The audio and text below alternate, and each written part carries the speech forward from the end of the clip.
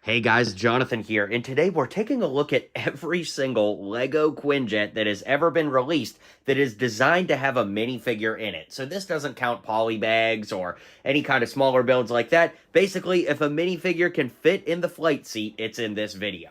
Now, this takes us all the way back to the original 2012, all through Age of Ultron, Civil War, Endgame, and so much more. But I'm so excited to make this video, so be sure to sit back, relax, hit that like and subscribe button down below, and let's get into the history of every LEGO Quinjet ever. So we'll start things off with the 2012 Quinjet, and how we're going to do this is just focus on the Quinjet. For example, this one did have a little side build for the Chitauri, but if I talk about the side builds, like think about the Captain America Civil War one, we're going to be here for like hours upon hours. So if you want to see the full reviews, I've reviewed all of these individually, but this is really more so just to show them side by side. Anyways, this one had 735 pieces and 5 minifigures and was $69.99 back in 2012, which adjusted for inflation would be about $98 today. We did get a Chitauri soldier here, which I think we've gotten better, but I do kind of like the nostalgic charm of these guys. They're not so bad. Then we got a Thor minifig who came in one other set. He actually was in a polybag, so I guess technically he was in 3, but a nice figure. We got Black Widow, who had a very odd choice for the head print. I don't think that this looks like anybody, let alone Scarlett Johansson. But regardless, I do still think that the torso and leg print was really good on this. We also got Loki, who appeared in this set and 2 others over the years. A really, really solid figure, though. No back printing, just so crazy. Think about it, guys. These were the first LEGO Marvel minifigures ever. Not counting the Tobey Maguire Spider-Man era, of course, but this was like the first Iron Man. Of course, there was one other Iron Man in a cheaper set, but still unbelievably cool and great, great pieces of history all these years later. Now that brings us to the Quinjet itself. This thing was sticker heavy. You could see him here, you could see him there. And on the wings, speaking of which, the wings could open up and down and actually move and pivot, which not all of them do this movement, but pretty much all of them move up and down like that. Now, we had a lot of seating in this one. We could open the front cockpit to see that there could be one driver up front, and there was even a sticker there for the control panel, which looked good. Then we could lift up this piece and see 2 more seats in there, as well as another control panel. And in a lot of ways, I think that the interior of this one is among the more accurate for what it was trying to portray, because we could also move the back and see that we had some storage in the back there. You really couldn't access it all that much. Like, what I just did removing those pieces wasn't even suggested. Oh no, we're losing wheels. But you could also open up here, but it's not like you could really fit your hand in. I think that was more just to fish your figures out. But as you could see, there were wheels on the bottom of this before they so kindly fell off.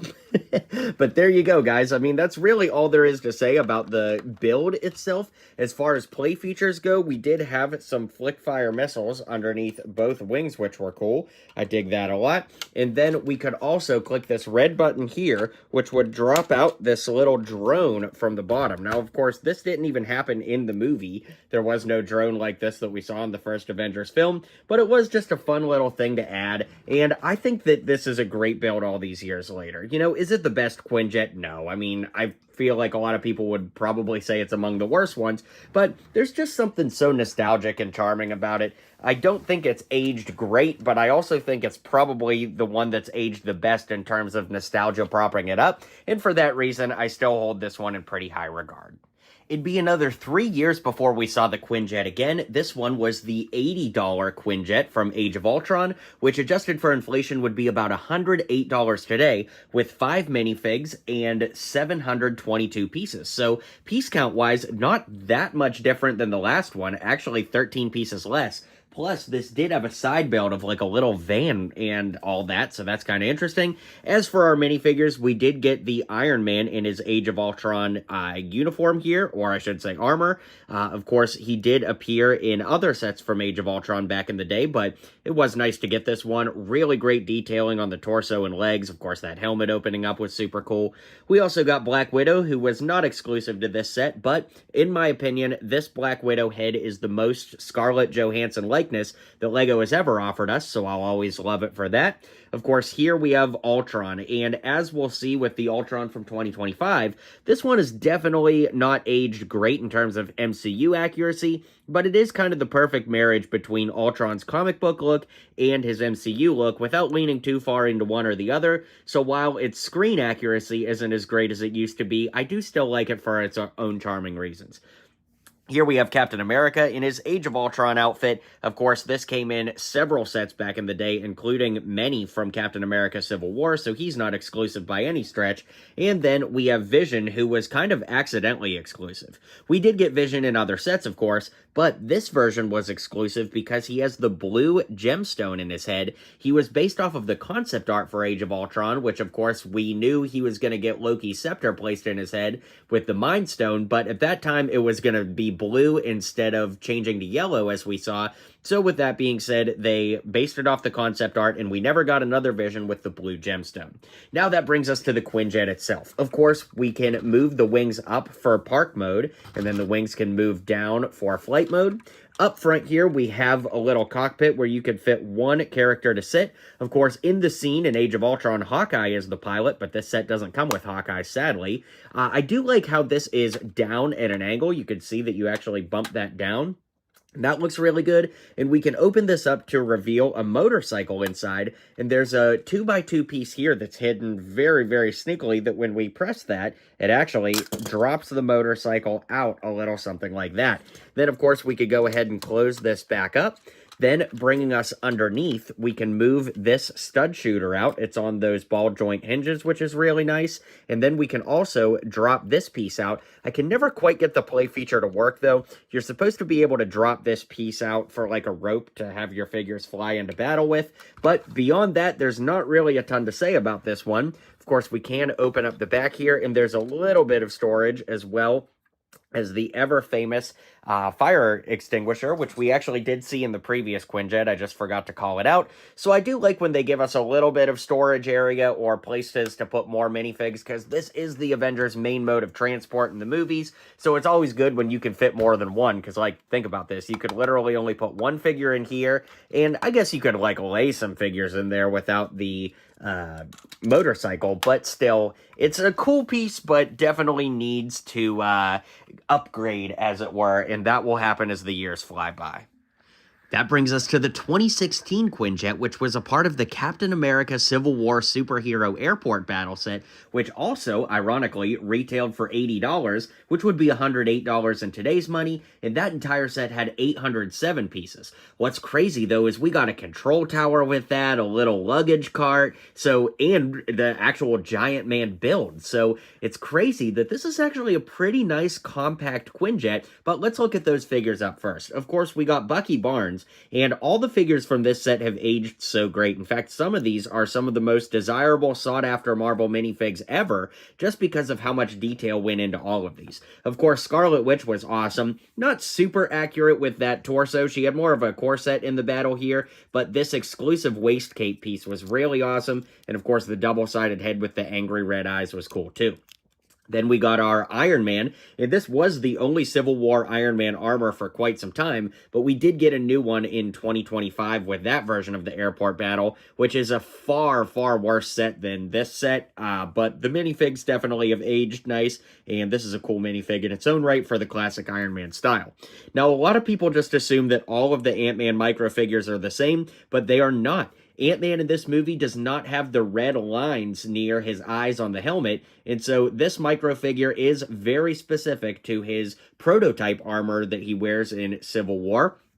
Speaking of prototypes, this is Agent 13, aka Sharon Carter, who in an early draft of the movie was supposed to be in the airport battle, but once they got the rights to Spider-Man, she got cut from that, and they basically rewrote the way the airport battle was going to play out overall.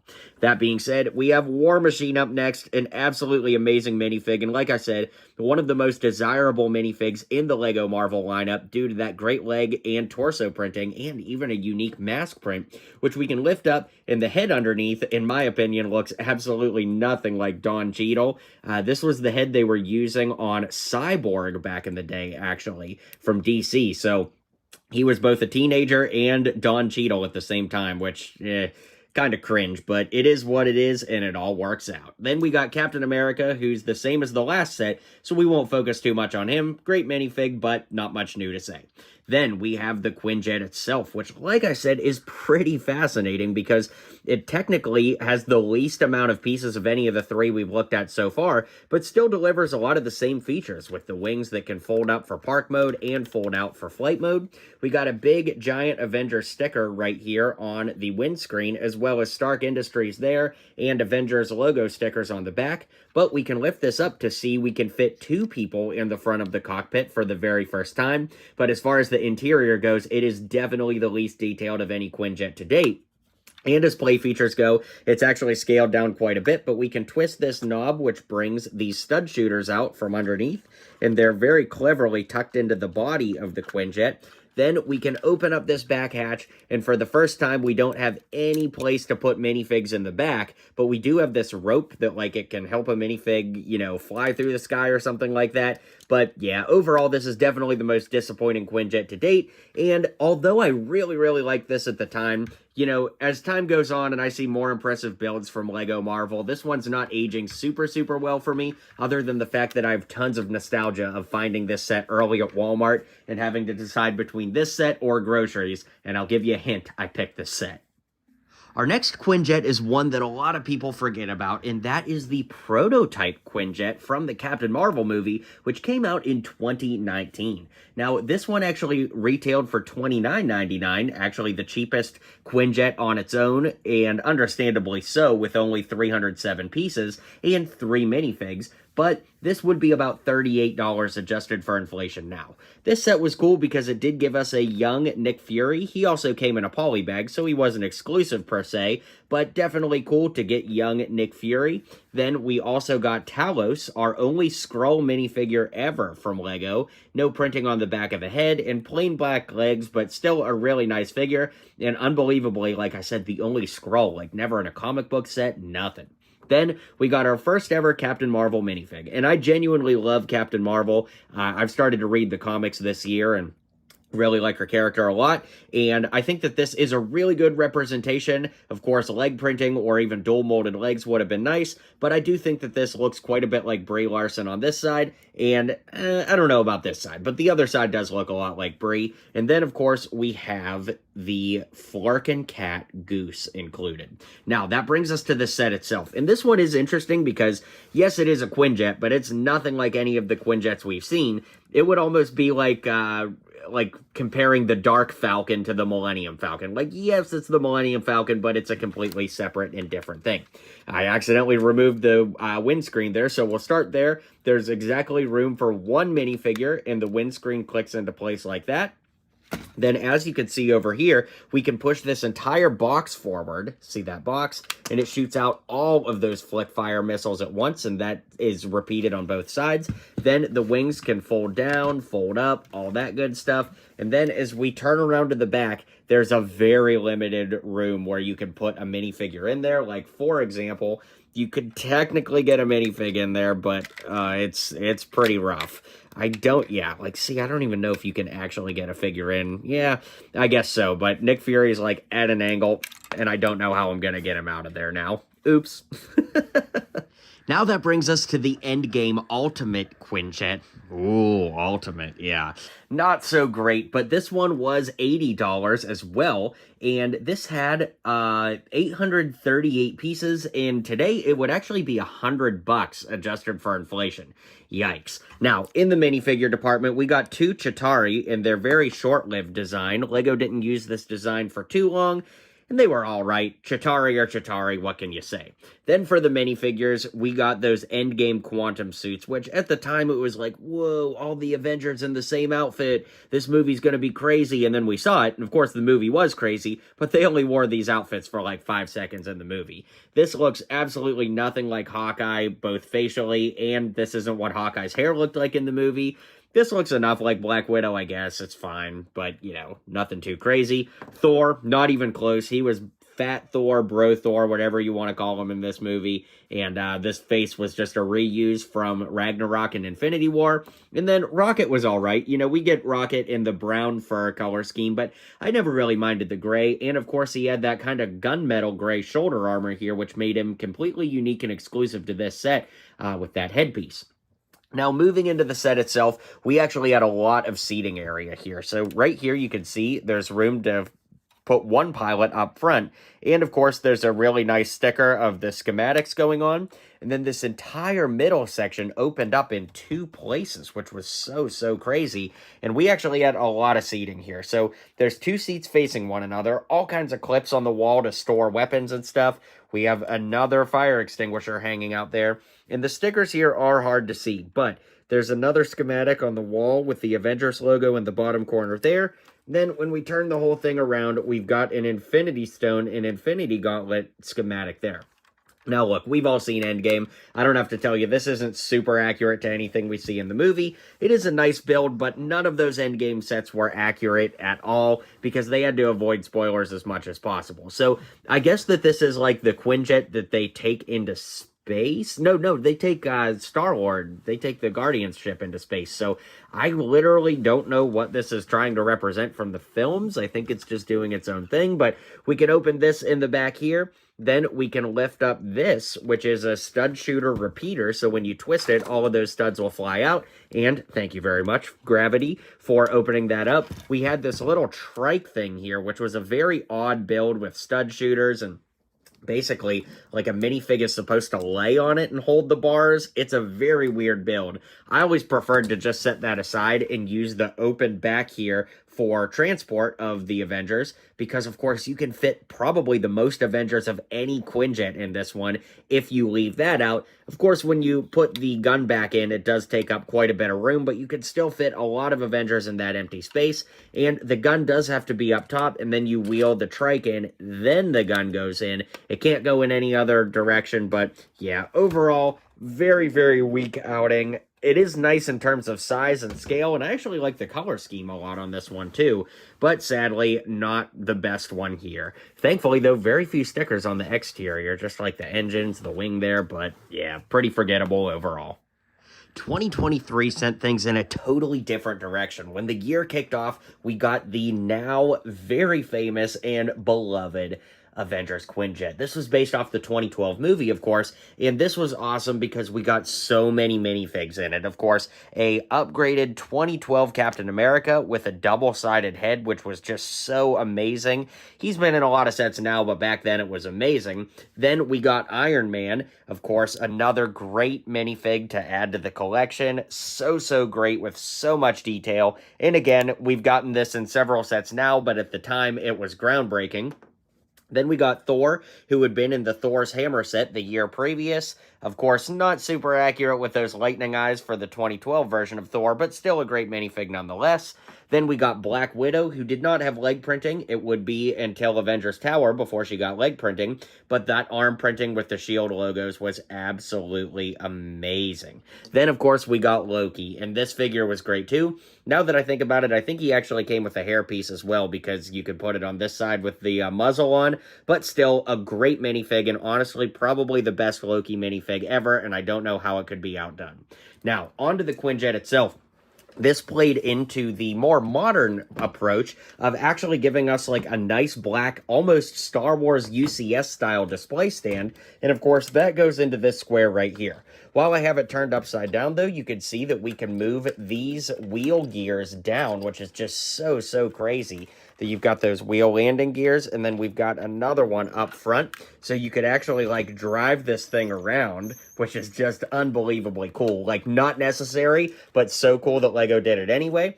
Then these just fold up into the body, and they do a little something like that. And then we actually also have the machine gun underneath, too, which we see in the movie, which folds down and is so cool to get that added detail as well.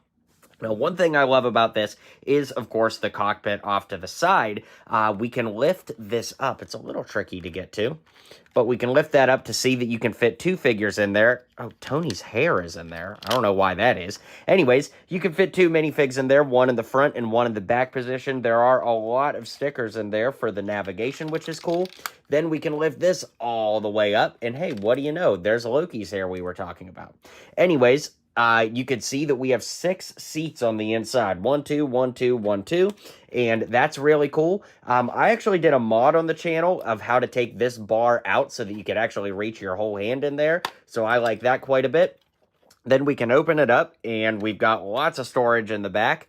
We can't really, like, access it super well, so it's, again, one of the situations where we have some of the most storage ever, but you just can't really get your hand in there. But there's all kinds of gear, like a walkie-talkie, handcuffs, all that good stuff. And then you may have noticed I pulled this effect out.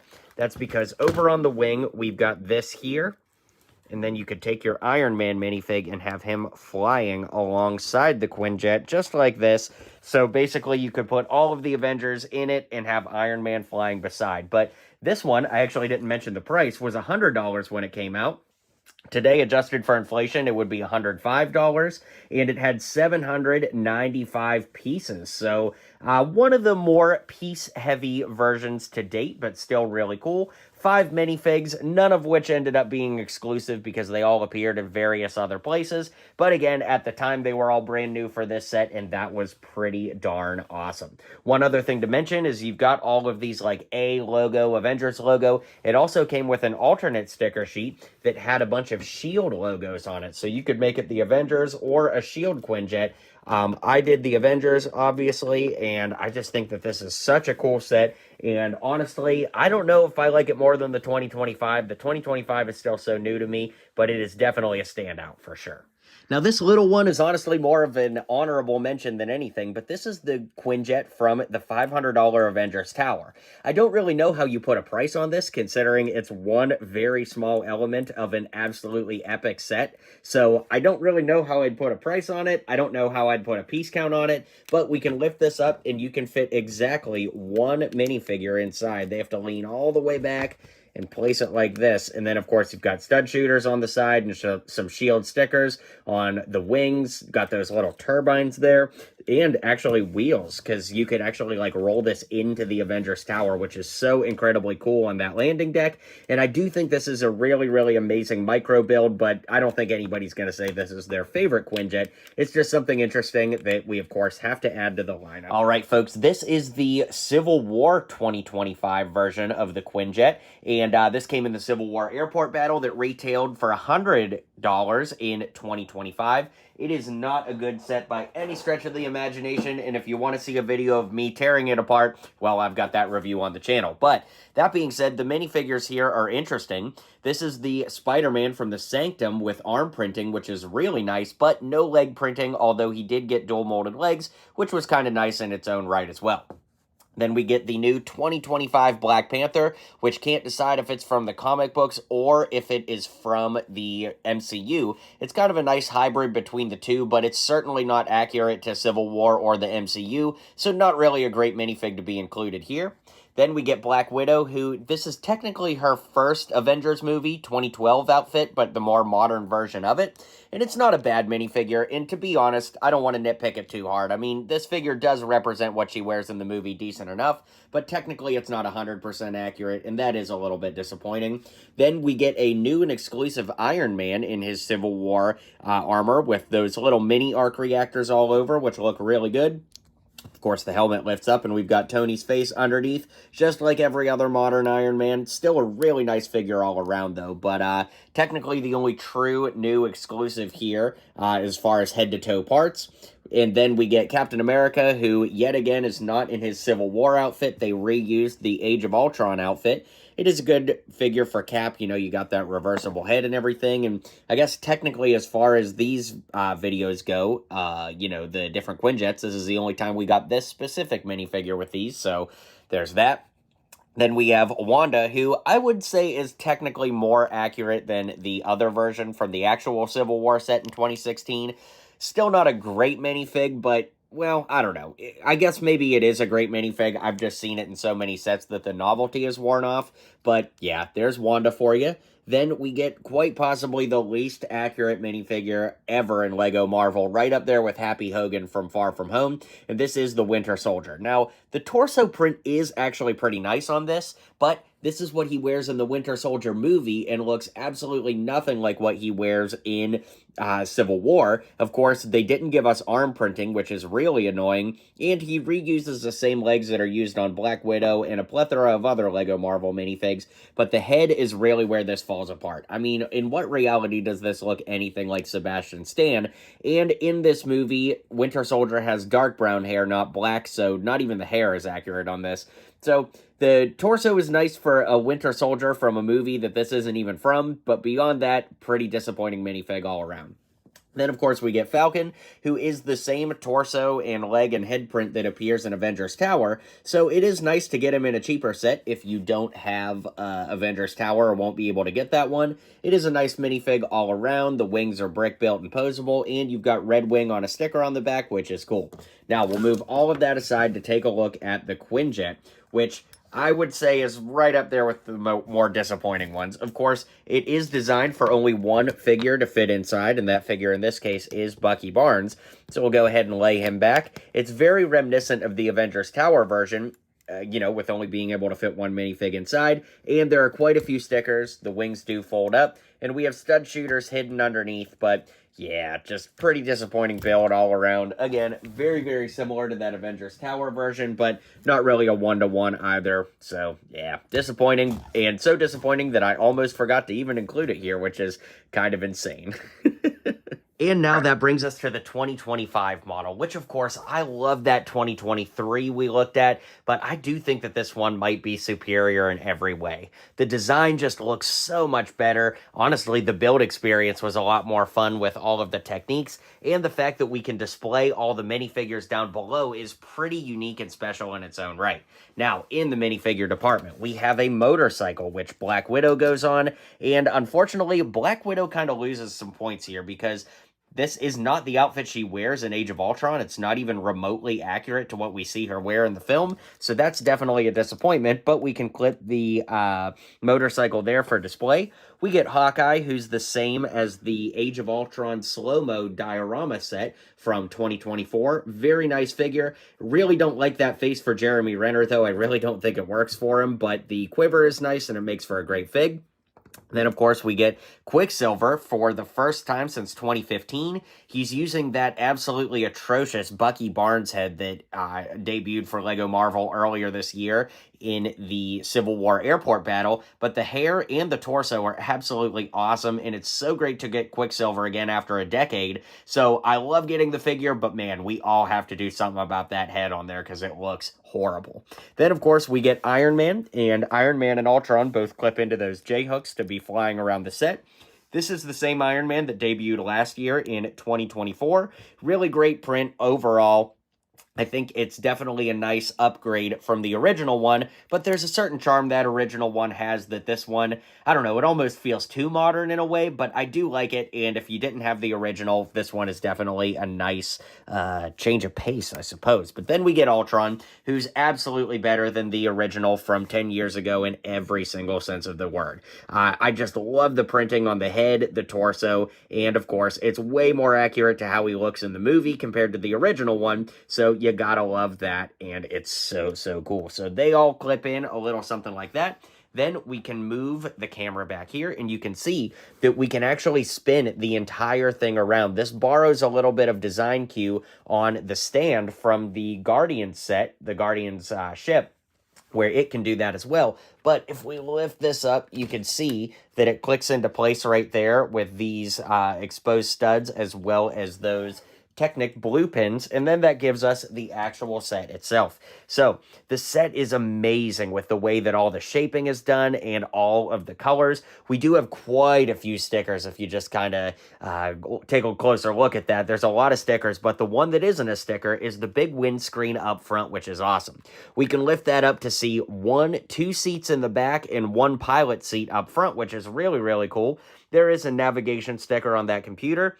Then on the back wall, we have an Ultron sticker there and a schematic sticker right there, which is cool. And this entire roof lifts up to see even more access in the back where Black Widow's batons can hang up, Hawkeye's bow, and we can open this little runway here for your figures to, board the ship and everything, and then that closes up. I actually really like the pink inside of the engines. That looks really good. And then as far as like play features, not really many, because this is supposed to be more of a display set, but I do like these turbines on the bottom with those stickers. We do have some stud shooters underneath. And then, of course, it all clips into place very, very easily like this. And then the only other thing to talk about is the fact that the wings fold up in perfect unison.